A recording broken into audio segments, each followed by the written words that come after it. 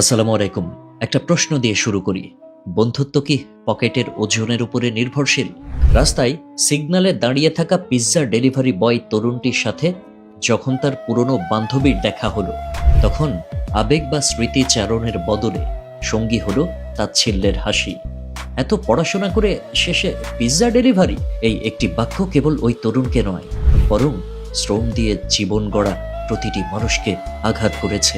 এই সমাজ কি তবে মানুষের ব্যক্তিগত গুণাবলীর চেয়ে তার ব্যাংক ব্যালেন্স বা পকেটের ওজনকেই বেশি গুরুত্ব দিচ্ছে?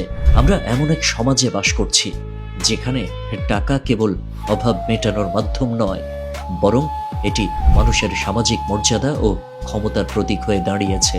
বিশেষ করে সোশ্যাল মিডিয়া যুগে অন্যদের জৌলসপূর্ণ জীবন, দামি রেস্তোরাঁয় খাওয়া বা বিদেশে ভ্রমণের ছবি দেখে আমাদের অবচেতন মনে এক ধরনের প্রতিযোগিতা তৈরি হয়। নিজের আর্থিক সীমাবদ্ধতা তখন কেবল অভাব নয়, বরং এক বিরাট লজ্জা হিসেবে আমাদের কাঁধে চেপে বসে। বন্ধুত্বের মতো পবিত্র সম্পর্কেও যখন অর্থের প্রভাব পড়ে, তখন সম্পর্কের গভীরতা কমতে শুরু করে। বন্ধুদের সাথে ঘুরতে যাওয়া, আড্ডা দেওয়া বা উপহার আদান প্রদানের ক্ষেত্রে যখন দুই বন্ধুর পকেটের ওজনে পার্থক্য থাকে, তখন ধীরে ধীরে সেখানে দেয়াল তৈরি হয়। যার পকেট শক্তিশালী, সে হয়তো না বুঝেই দামি জায়গায় আড্ডার প্রস্তাব দেয়।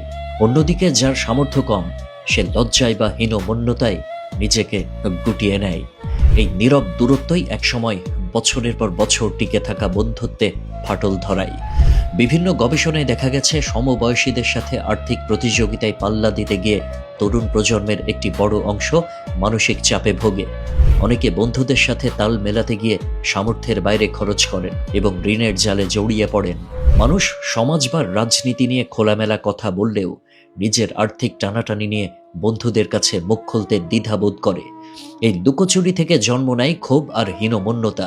অর্থ সম্পর্কের গতিপথ বদলে দিতে পারে ঠিকই, কিন্তু প্রকৃত বন্ধু কি এতটাই ঠুনকো? উত্তরটা লুকিয়ে আছে আমাদের মানসিকতায়।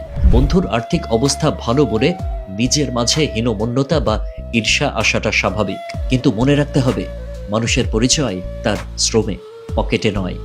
নিজের আবেগগুলো কেন কাজ করছে তা নিয়ে নিজের সাথেই কথা বলুন। একজন মানুষের সাথে কেন আপনার বন্ধুত্ব হয়েছিল?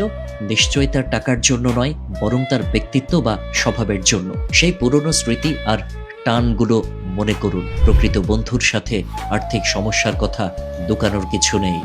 সামর্থ্য অনুযায়ী আড্ডার জায়গা বা পরিকল্পনা ঠিক করার সাহস রাখাটাই সুস্থ সম্পর্কের লক্ষণ। পিৎজা ডেলিভারি করা সেই তরুণ হার মানেননি। তিনি সৎপথে পরিশ্রম করেছেন।